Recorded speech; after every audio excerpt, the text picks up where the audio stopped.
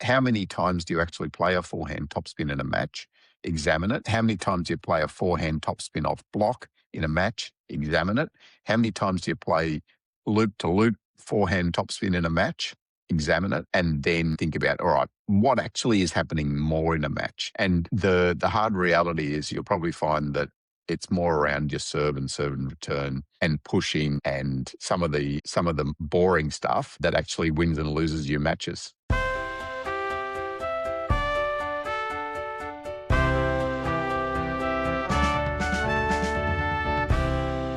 I want to talk about, well, imagine this situation. Suppose someone has been playing table tennis 3 times a week for 5 years, but they've barely improved in the last 2 years. What's going wrong? Well, that's a big question, and I hear that a lot, and I'm sure that you hear it a lot, and I'm sure out there in table tennis land you're hearing that a lot as well. And not only that, I've felt that myself at times. Yes, absolutely, and sometimes after playing for 50 years, and you feel like you haven't improved. Yeah, so I think there's a few things that happen. I mean, remember, and we always talk about this. Progress isn't linear. That's the first thing. But if you really have hit a plateau and you aren't improving, then it's time to really start to dig in and start to think about, okay, what can I do better? And for me, I think the best thing is to go back and start to look at what's happening in your matches, because that's what you want to improve. So go back, look at your matches and see what's happening in those matches. Where are you making mistakes? Where are you winning points? And then we can start to think about, okay, how can I improve now? Yeah, and it's interesting because I think a lot of people might think in their mind they know where they're losing points, but you've got a kind of a structured method to really see the difference and actually find out where you are losing or winning points. Yeah, and it's not too complex. It's just going through a video. Well, first of all, you got to video your match. Secondly, is but these days everyone can do that with their iPhone, surely. That's right, exactly. So then the second thing is, once you've videoed it, is to go back, watch the match, but replay a point, pause, and I want you to just jot down the one main thing that either won you or lost you the point. So it might be that my serve was too high, and that allowed my opponent to start attacking at me, and so after that, I was no chance of winning the point. So the reason was your serve was too high. Okay. Yeah. Now, so it's not. Yeah. Yeah. Keep going. It's not necessarily the last shot that is the issue. It's what was the real crux of you losing the point. That's what you have to examine. Yeah. Now, I'm interested. You've probably had quite a lot of people do this. Are people surprised when they go and analyze their matches this way? Do they find different things to what they thought in their head by watching the match is actually causing problems or winning them points? Yeah, absolutely. And I think that comes around with, well, we talk about just the recency bias. So you come off after losing a match and you might have missed the last 2 forehands, and you come off and you think, oh, my forehand was terrible today. But in fact, they might have been the only 2 forehands that you missed. And the real reason was because your return of serve was no good today and you popped the ball up every time that they served. Or, they were doing a particular serve that you really struggle with and they won, 8 out of 10 points on their serve. So yeah, it's really important to go back in the cold, hard light of day without the emotions and actually look at every single point and work out what was the reason. Great. And a little plug here, Alois. On the PingSkills website, there's the vault, and you can create opponents, and then you can create a match. And in there, you can actually do this, go through point by point and record. So you just watch the video and record it in the vault. So try out the PingSkills vault. Now, I want to know, why is it that players plateau? Like, can't we just keep improving all the time? Well, that'd be nice, but it just doesn't happen. Because perhaps you're going through different phases of your development as well. Maybe initially you've started to develop your strokes really well, and you've made a really big improvement because you've started to get the basics right. So you can play a proper backhand topspin, you can play a proper forehand topspin, and so you might jump up a level. But then it's a matter of, okay, so now what am I doing with that forehand topspin and my backhand topspin?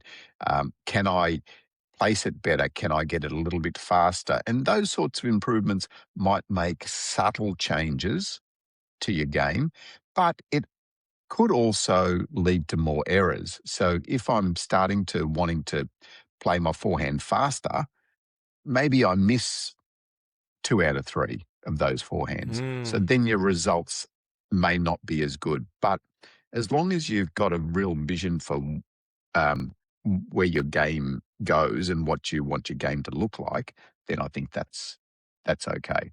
Yeah, So it's so interesting, then isn't it? And because I've heard a lot of people also say that like it's easy to make gains early on and then it's harder the longer you play and maybe to make the same substantial gains.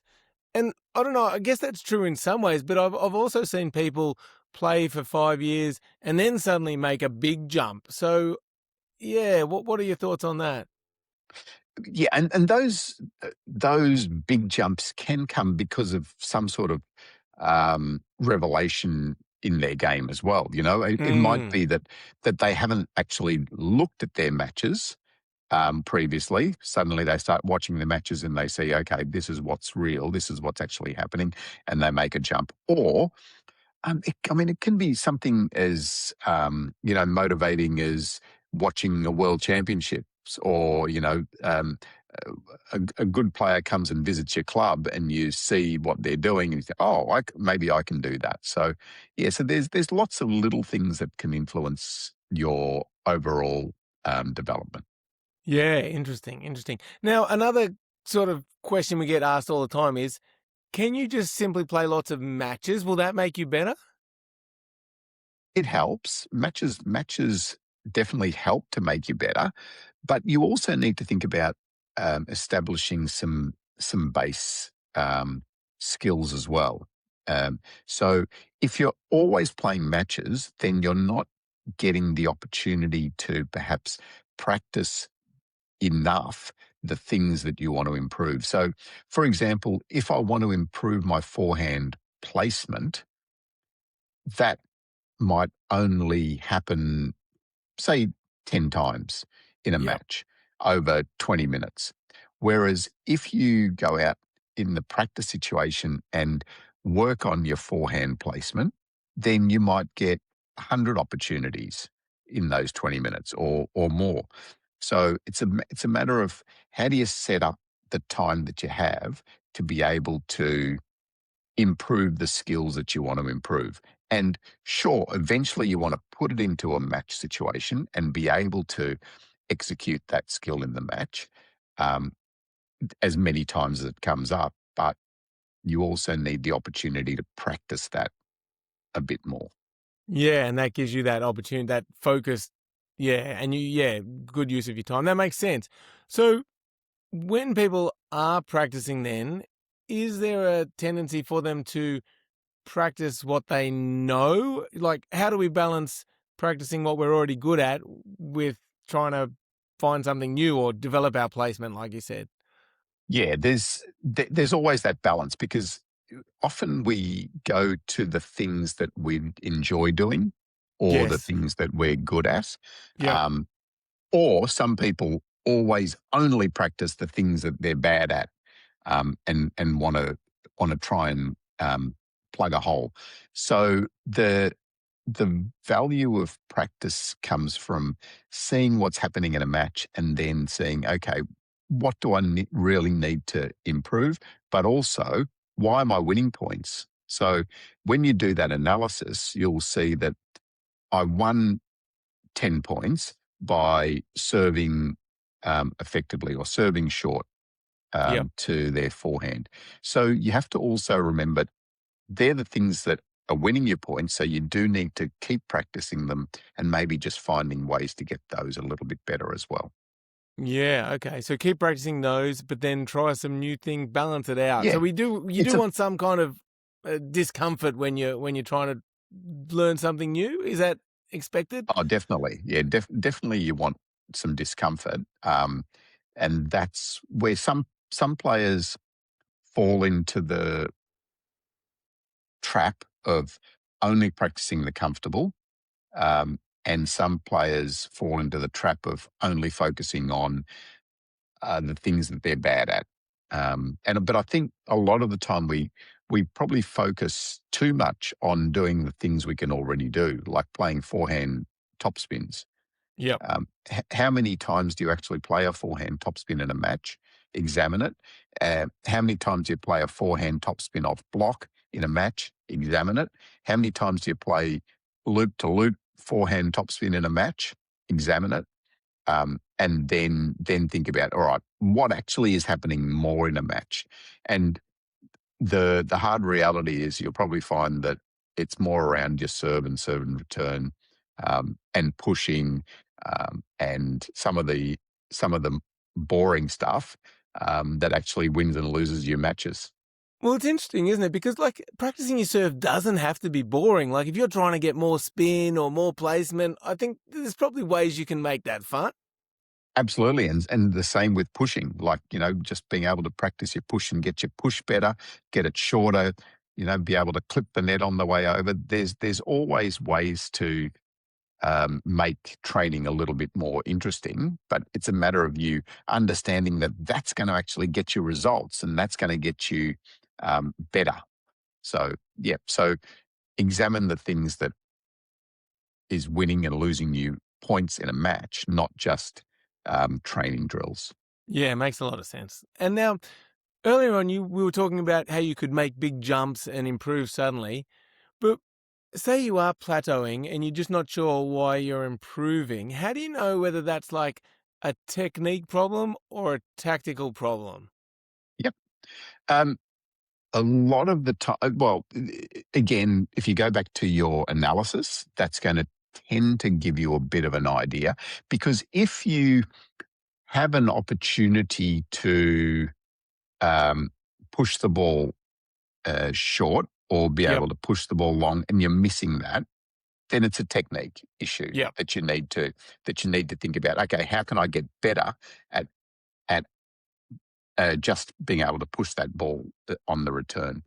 Um, if it's a tactical thing, it might be that, okay, the what I need to be doing here is I need to be pushing the ball long rather than pushing the ball short, or I need to be pushing the ball short rather than pushing the ball long. So examining why you're winning and losing those points. Interesting. So, how important do you think it is to have some, like a coach or someone else look at that? Because, like, how would you know, like, that pushing long is going to be better? Like, can you diagnose that yourself, or do you really need some advice? I think you can do a lot of the diagnosis yourself, because you'll be able to feel what's happening in a match. Yeah. But having an external opinion is often really powerful as well, because they might see something completely different. And whether it's your coach or whether it's one of your teammates or whether it's a training partner or whether it's your mum, just sometimes that outside opinion just gives you a different vision on what's actually happening. And if it is your mum, she's always right. So take note. And if it's your wife, she's definitely right. Exactly. For sure. Um, so, yeah, that's interesting. So, if people are getting stuck, does age have anything? Like, would you give different advice for a 20-year-old to say a 50-year-old or a 60-year-old?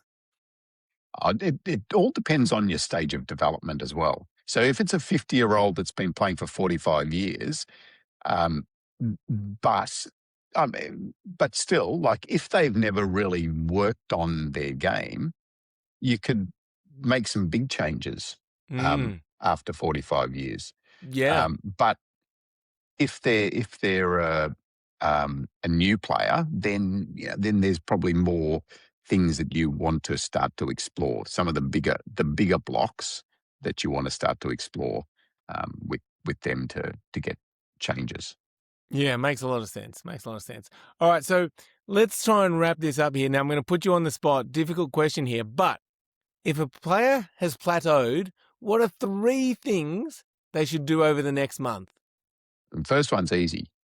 Video your match and watch it. The second thing is, I want you to then take that information, and this is the really critical part, because a lot of people will watch their match and think, oh, yeah, I can see what happened. But the second thing is to then design your training to help you to make those changes in a match. So don't just go back and then say, oh, yeah, my forehand push return was no good, and then spend 80% of your time in training doing forehand topspin or backhand forehand footwork. So that's the second thing. How do you implement what you've seen in the video in your training?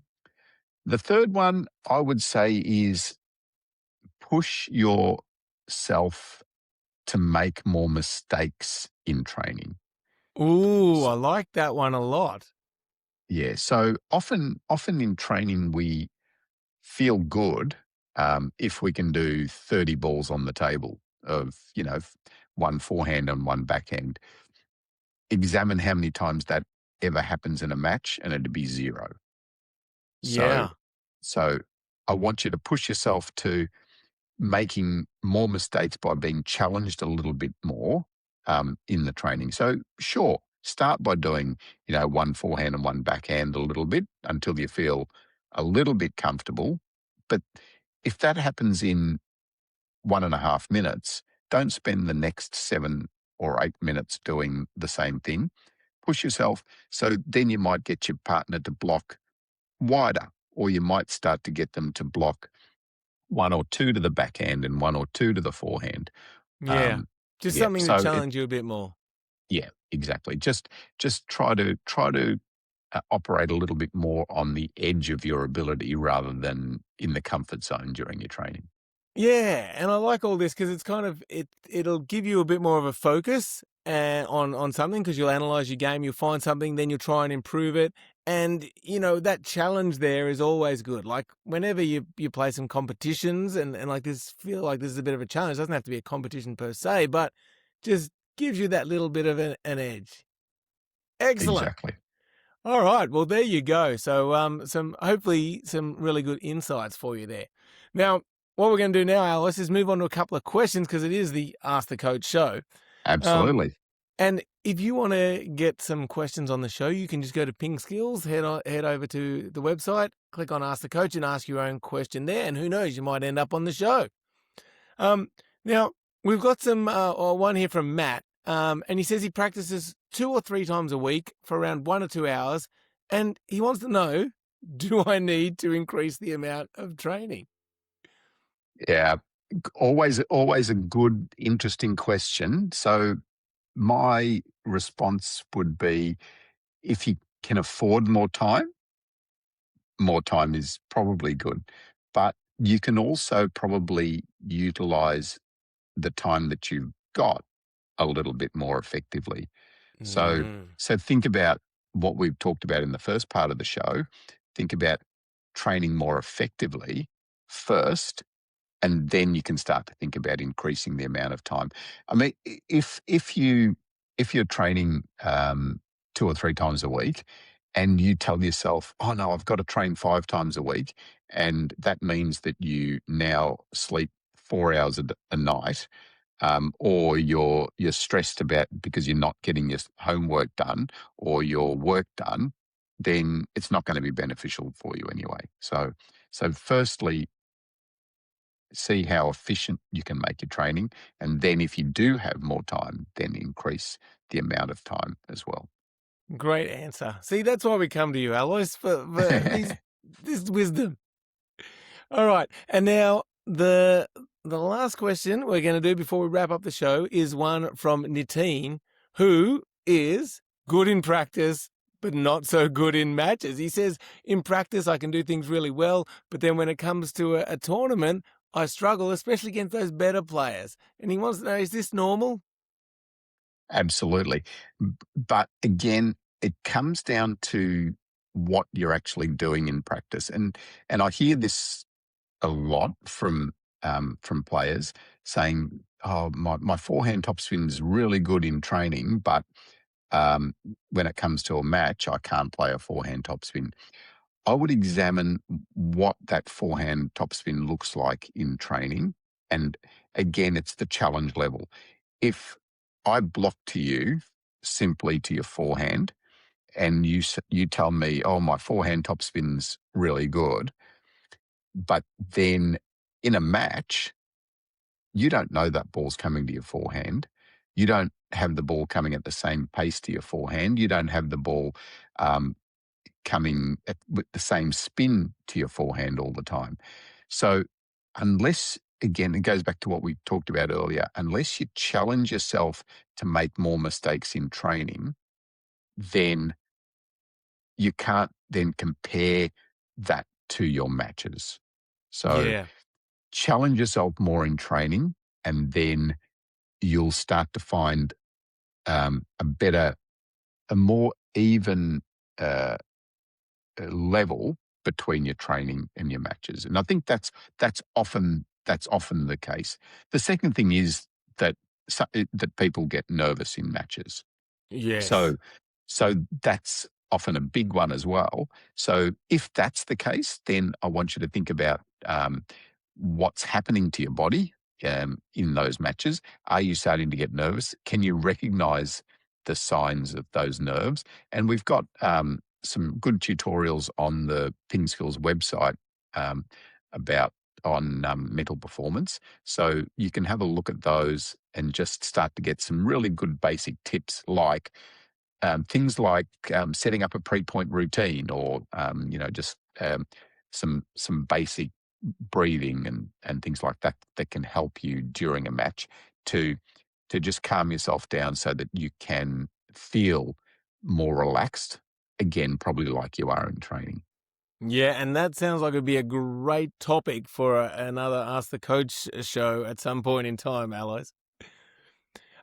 But the first point, if it wasn't a nerves thing, if it's just the training and trying to match your training levels to your match levels, that makes a lot of sense to me. Because I remember when I first started playing table tennis, if I used to play my forehand topspins against my coach, I could get like 50 on in a row because he was blocking it, and maybe I didn't realize this at the time, but he was blocking it so nicely back to me. It always came back to the same spot, so I'd be able to make that same shot. But then if he went away and I played just with my training partner who was the same level as me, we both weren't as consistent. And the ball was coming to different spots and everything, and suddenly our consistency went out the window, and we couldn't do 10 in a row. Yes, and that variation of speed and placement and also just having to make a decision about the fact that you'd have to play a forehand topspin matters a lot. Mm. So So if I'm in yeah, some ways, I was thinking like, oh well, if only they could block better, then I'd make more shots. But really, I should be thinking we both need to be able to deal with this variation to get better. absolutely. And this is probably one of the big things. If you watch two kids play table tennis, or two players in the office play table tennis, they don't go out there and start by just practicing their forehand to forehand and stand there like this. They just go and they have a hit, and they hit the backhand, or they hit a forehand, and they've got a lot more freedom to their game than a lot of trained table tennis players do, because we're so used to having the ball put to the position that we know, whereas an untrained player is just ready to react and hit on both sides of their body. Great. So we should make ours sometimes less structured, our practice in a way. I think even more than sometimes, I think a lot of the time, structured, or structure it to be unstructured. So, Mm. yeah. So, deliberately set it up so that um, you don't know where the ball's coming all the time, because that's the biggest that's the biggest killer of match improvement, is trying to um, structure everything in your training, because then when you come to a match, it is totally unstructured. Yeah, so it's interesting, isn't it? Because then this kind of question, good in practice, not so good in matches, we should try and flip it around, shouldn't we? You should be not so good in practice. You got to make it so it's more difficult. Correct, and it relates to the